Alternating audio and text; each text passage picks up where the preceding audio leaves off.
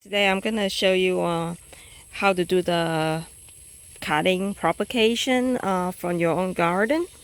So first we're gonna talk about how to take a cutting.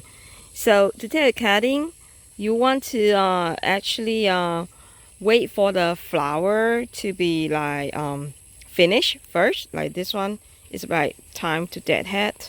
So when you get the cutting, we usually only need 3 leaf node. Like when we say leaf node, you see this little dot right here. That is 1 leaf node, 2 leaf node, and then 3 leaf nodes. Okay, and what we do is we are going to cut at the 3rd leaf node. So let me show you. So again, we have 1, 2, 3, and then we're gonna cut it.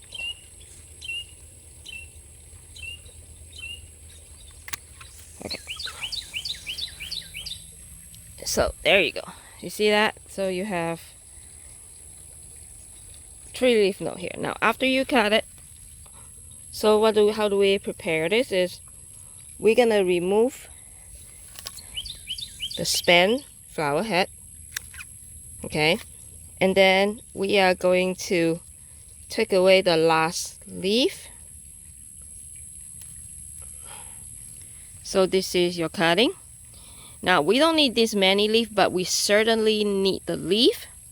So we only need 2 set of leaf per cutting. So you see I left 2 leaf here, and I also left 2 leaf here. So this is your cutting. This is ready to do the propagation. So next I'm going to show you how to do the propagation itself. Okay, so we did the cutting just now. So right now it's time for us to do the propagation. So before we started, I want to just talk about the ingredient we need. Okay, so the method I use today is called a cookie jar method. So this is actually a 2-gallon glass cookie jar that you can get it from Walmart and somewhere else. But this is probably the perfect cookie jar that I find and I try before. It's a perfect size, perfect height, and the quality is great. Okay, and it's $13 each of them at Walmart. I think if you buy it in Target, they sell it too. I think it's about 22 or something like that. So Walmart is the cheapest place for you to get this from. It's 2-gallon. It's a 2-gallon cookie jar. Okay, 1 gallon will be too small. Just don't get anything that's smaller than 2 gallon. It will be too small. And then this is the kind of fabric pot that I use for all my propagation. So I like them a lot because they are, first of all, they are fabric. So the water actually will not really trap in there. So what does that mean is the soil can be moist, but the idea is you do not want the soil to be wet. So the extra moisture, the extra water, they will actually come out from this fabric pot pretty easily. And it's very easy for transplant as well, because when I need to transplant, I just cut it open and transplant the whole thing. It will minimize the damage to the root itself. And it's very, very easy to see if the cutting is actually already propagated, because the root will actually grow out of this pot, and then you can actually see it. I will show you later how it looks like, okay, once it's rooted. Next is the rooting hormone. I use the Garden Safe rooting hormone powder. It is like $5. You can get it from Walmart, Lowe's, or Home Depot. I don't use anything fancy. I know there are people that use the chlorine or the liquid gel. I tried that as well, but I still like the powder better. I have higher chance success rate with the powder than using the gel. But that's just what I experienced. I try both. I just end up thinking the powder still work the best for me, and it's the cheapest. It's $5 only. Okay, and then of course we need some water. Okay, and now this is the mix that I'm gonna do today. So you will need a perlite. You can get this one a huge bag from Home Depot. I think this one I get it one huge bag for $10. You can use it for many times. And then I use this Kellogg's all natural potting mix. So you want to use the potting mix. Don't try not to use other kind of mix like for shrub mix or something like that. I will because this one is because it's a potting mix, so they kind of like have a moisture control, which is what we need when we do our cutting. And most importantly, it doesn't have any fertilizer mixed in there. So do not use a mix, whatever mix that you are using, do not use a potting mix with the chemical, like the granule chemical mix inside the soil. It's not really good. I tried it before with those potting mix with the chemical granule fertilizer in there, and it just doesn't work well for me. The success rate is really low, so I would just suggest you not to use it. This is really working so well for me, and it's cheap. I think this bag is a very big bag. I get it from Home Depot as well, for about $7. So you can use it for a long time. And of course we need a bowl for our mixing, and these are our cutting, and I just prepare it before the video.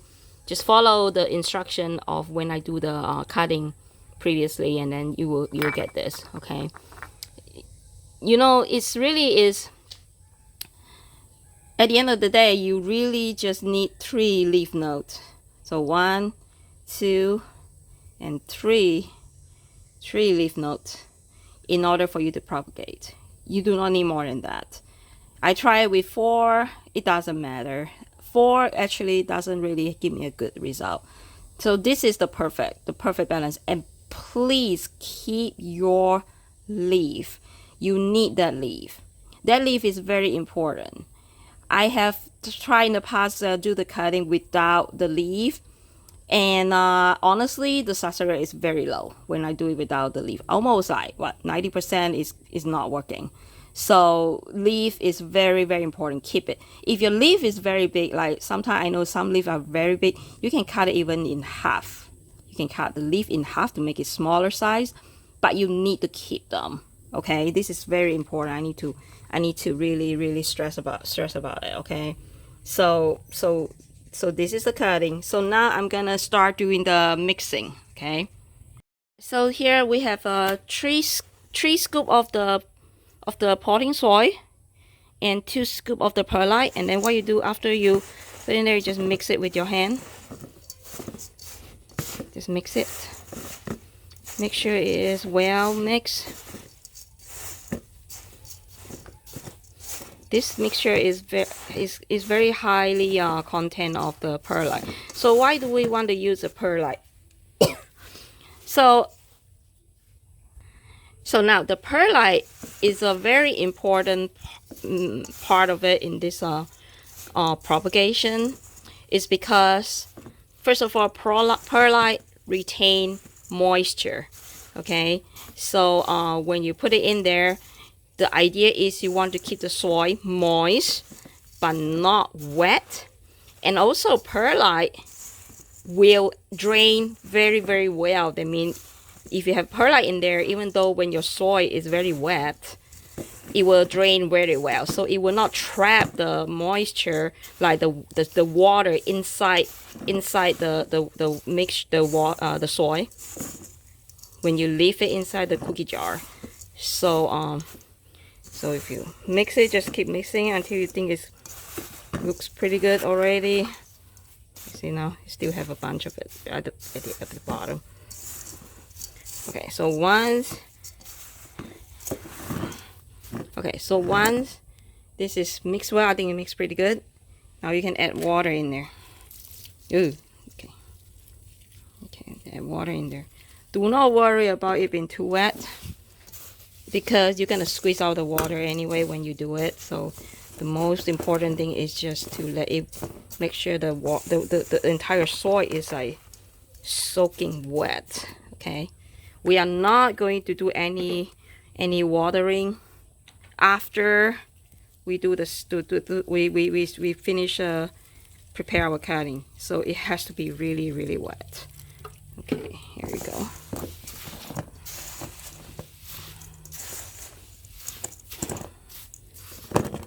Because don't worry, the fabric pot, that we are using will not keep all the moisture inside there. They will drain the extra liquid. So just keep feeding in there.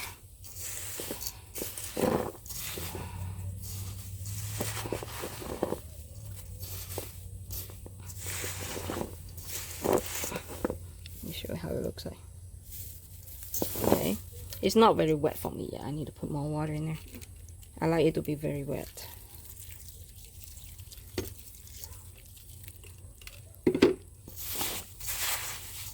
And you can leave it for a few minutes for the perlite to soak up all the liquid, you know, for like make sure that it really soak up, you know, all the water inside there.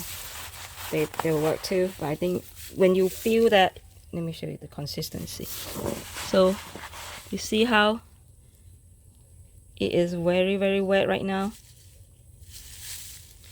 When you hold it, you can feel that you can feel the liquid on your hand, but it's not dripping. Okay, so this is pretty good.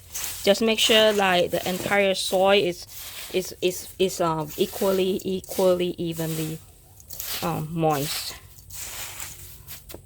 Put a little bit more in there.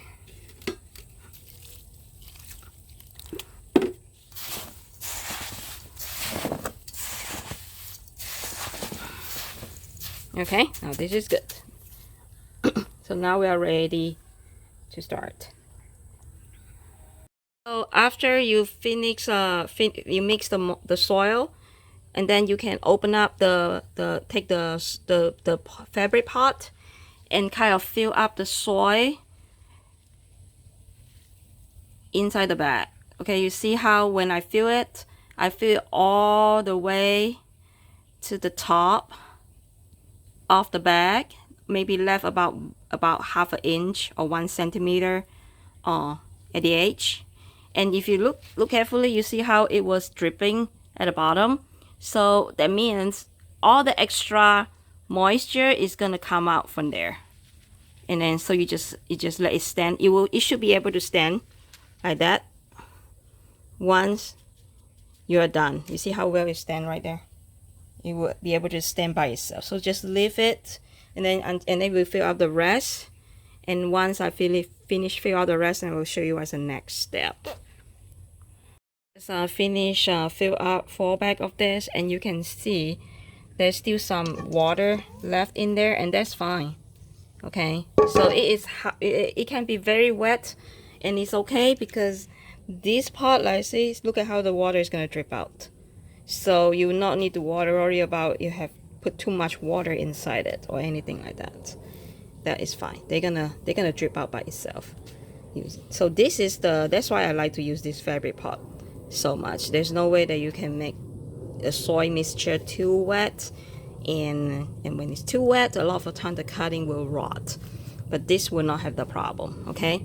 So next step, what we're gonna do is we're gonna make a hole. You can get a if you are if you are like Asian, then you can have a chopstick, or this is a bamboo stick, or you can even use the rose cane that you actually cut it from. So you just poke in the middle a hole. Poke in the middle a hole where you're gonna put your cane in. Okay, poke in a hole, and then next you're gonna take each of the cane that you prepared just now. Make sure if there is any, make sure you wash the leaf before you do it. Don't want to bring any of the pests inside on the leaf, because you don't want them to continue to attack your cutting. Okay, now pop it in there. You see, dip it in the dip the entire cane in the hormone powder, very thick coat, okay, and then you just pop it in like that.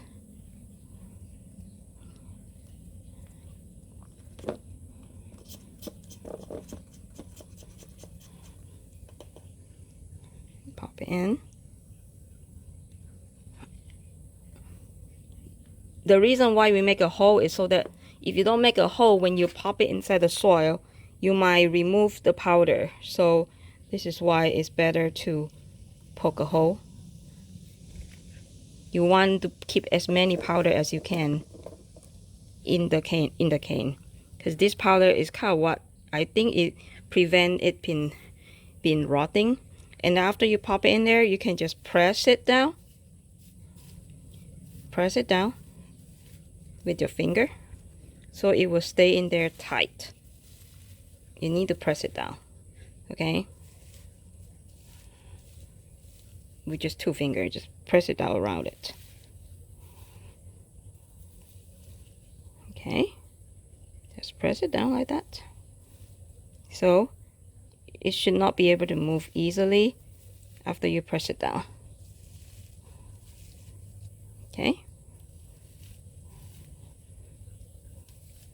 Alright, then we can put our label in it. I usually write down the name and the date when I started so that I can keep track of how long I have started the cutting.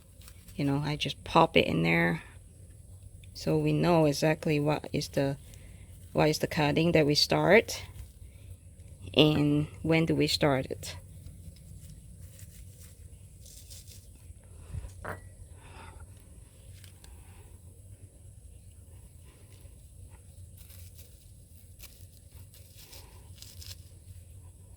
How it looks like once you're done. So you can see you want to have, one very important thing I forget to mention. You only want to cover the last note inside the soil. So that means on the surface you will have 2 notes. Like you see here, we have 1 note and we have 2 notes, and then the third one is under the soil. Okay, same thing with here. So look at that. You have 1 and 2, and then the third one is under the soil. Okay, just want to, this is very, very important point. Okay, so just make sure that you did that. Okay, do not bury the whole cane in there, and you do not really need a big portion of it. Just two notes, 1, 2 outside, okay, and the third one inside the soil. All right, then now we are ready to put it inside our cookie jar. I can put about 5 of them, this bag, inside the cookie jar usually. The max is probably 6 if you want to squeeze it. I usually not really want to squeeze them because it's harder for you to take it out later on. But yeah, so here you go. So it's safe. So you just pop it in there and then you cover it. And then it's done. All right, so now let me talk about where you should place this jar. All right, so I placed this jar. The position is a very, very important where you keep this, okay? So first of all, you want to put it at an area that is fully shaded, but with the bright indirect sun. The sunlight can never, do not let the sunlight shine on them. Especially if you are like in the hot and humid area like I do when we have very hot temperature at the afternoon, like 100 or 95, because this cutting can cook, okay, within few minutes. So you do not want that kind of sunlight to be on them at all, okay? The next thing is, so before you do anything, just make sure that the position that you put will never ever have a sunlight hit on it. Because like for example, I have this is my back patio. I have a front patio spot at the front. It's also a covered patio, but the afternoon sun will actually hit inside the patio. So that is not ideal at all. So you really need to study the place where you're going to place your cutting and make sure there is no direct sunlight at all. Okay. And the next thing is, after you put it here, you want to make sure that you vent it every day, just like that. Just check it. Okay, make sure there is no brown cane. If let's say you see the cane start to get brown at the bottom, you need to move it, take it away all together. Do not leave it in there because it will get moldy. It will pass it to other cutting as well. And just, that's it. And then pop it back. Pop it back. Do not touch it. Do not lift it up. Do not try to pull it. I know a lot of people like to pull on their cane to see, hey, is it gonna take, is it take? Do not pull it at all. At least not for the first 3 weeks. Just leave it. I know you want to care for it so much, but it really doesn't need any care. Do not water your cutting. Big no. Do not water. Do not do anything at all, because all the moisture in there is enough. It doesn't have the root. Even if you water it, it just not gonna do it any good, because it cannot absorb the water, and all the extra water is gonna rot your cane. Do not do anything. Just leave it. Just leave it. This is all you need to do, is just leave it. Don't touch it. Don't touch it. Okay. So let's say after 3 weeks or 4 weeks, you know, if you're, I want to show you something. So these two, I actually started about 4 weeks ago, not even really 4 weeks. So I want to show you what you expect to see in 4 weeks time. So I have 2 separate type of roses in here. So this one actually have a very thin cutting, and this one has a very thick cutting. Okay, so I want to show you the difference. So not every single rose will root at the same speed. Like for me, this one, this rose I started in August 9, and I want to show you how it actually rooted for me in 3 weeks. So I'm gonna show you, and you see how all the leaf, this is still the original leaf that I started 4 weeks ago. The leaf is still green. It's still fresh, just like the day when I do the cutting. Okay, so as long as you see the leaf is still green, it's not falling out, then it is a good sign. That means your cutting is working. If you see the leaf started to drop, then it's not a good sign at all. Okay, it probably is gonna rot soon after. So another thing is, you see the new growth. If you see a new growth, doesn't mean anything. Okay, like all this do not have a new growth. This do not have new growth. All this do not have new growth, but they all have rooted in 3 weeks. Let me show you. You see how the root is coming out right there? And I have more coming out right there at the bottom. So you see how there's no new growth at all? Because it spent the energy to grow the root, not the leaf. You want them to grow root, not leaf. Okay, this. So see that? These are all rooted. This is why I like this kind of fabric pot so much, because it's a lot easier to see what's going on down there. You see I have more root coming out here.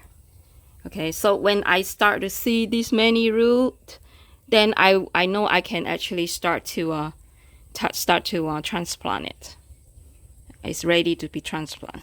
Okay, I do not transplant right away after I see the root. I usually leave it in there for another week or 2 weeks, just to make sure that, you know, the root are more established before I take it out, because if you transplant it too early, you can kill it too. So do not rush. Okay, see how long is this one? Okay, so this one is probably ready to be transplanted as well. And I will show you the one that has a new leaf. Like, looks like they have new leaf. It doesn't have the root yet. See, there's no root. So And if you, some of them even will start to form a flower bud. So what I do is I usually just nip it off. I do not let it bloom because again, I want it to send the energy back into the cane to root instead of growing flower, instead of blooming, instead of growing leaf.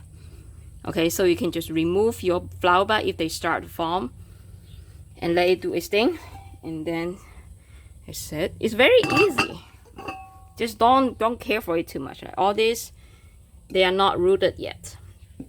Even though, but then the thing is, you see how the original leaf is still there? So that is good. That is a good sign. You should expect the cane to root between, I would say 4. Usually this 3 weeks is a little bit too fast. I don't know what happened. This is probably the easiest to root for me. But usually it's from 4 to 6 weeks. Different rows have different difficulties. Some rows is harder, some rows is easier. But like this whatever that I did in this pot right here, it's so easy. It's 100% success rate. I put four cutting and actually all 4 of them rooted. So this one, it looks so thick. It give me all the new growth. Each one of them send me flower bud. I was like, the moment I see a flower bud, I said, no, don't send me flower bud. I don't want you to flower yet. But they flower and they haven't rooted yet. So I have to wait. But then none of them has rotten. So everything is still looking good. So which is good. I think they're gonna take eventually. Just take some time. Do not water it. Just like that, open it and put it right back. So that's it. This is how you do your root cutting. Propagation. So keep in mind, you will sometimes get some cane will be rotten. That is fine. That is totally normal. Nobody can nobody can really guarantee 100% success rate. Really, nobody. If anybody tell you whatever way that they do is 100% success, seriously, do not even believe that. If you fail, it's okay. Maybe then there's a lot of factor can cause the rooting not to take. Sometimes maybe the cane is not good. Sometimes maybe it's too dark. Sometimes maybe it was cooked. You know, there's a lot of things can go wrong. Just make sure that you leave it there alone. Okay, do not pull it. Do not look it. Just leave it there. Just open it once a day and pop it back and then close your lid. Open your lid, close your lid. That's it. Just let it vent out a little bit, okay? That's it. That's all you need to do. So easy. And let me know if you have any success to it after you do it. I will be really happy to hear your result. But this is so far the best way that I experiment. This is the most effective way to propagate. And I actually propagate quite a lot of roses using this method. Well, I can probably show you some. All right, let me go to the garden and show you some of my propagation that I done. This is the propagation that I did back in, I would say January. Yeah, January. So you can see how well it grows right now. It's almost like it's a very established rose by now for me. And I think I can even repot it into a bigger pot if I want to, but this is fine. This one is another one that I did last year. I just didn't put it in a bigger pot, but if I do, it will be much bigger. They all are growing pretty good. You see that? So these are just a few examples to let you see how fast it can actually establish, you know, after you propagate them. This is another one that I propagate. This is actually the grocery store roses that I propagated. Same with here, all this. So some of them are weakened. So what I find out is some of them just really weak. It just takes a longer time to establish. Some of them are fast, like this one is super fast. This one is very, very fast. So it's really, again, it really depends on the type of roses as well. Some of them are vigorous, like another one I'm going to show you. Like this one is also a 6 months old propagation. Look at how beautiful it is. So it depends on the species. Just some rows they are more bigger, some rows they are just very, very weak. Okay, here is another one. This is also about 6 months old or 7 months old propagation. This one is about, I think, 9 months old. Let me think. Yeah, 9 months old. This is a 9 months old propagation. So there you go. Hopefully it will help to give you some confidence in trying to do it. It's really not hard. Just a lot of the times people just make things complicated, and you know how I like to make things easy. So this is easy. Okay, there you go. I will list out all the ingredients in my description, so make sure you check the description. If you wonder where I get all the ingredients from, I will put a link there. So hopefully you will tell me how it works for you. All right, talk to you soon.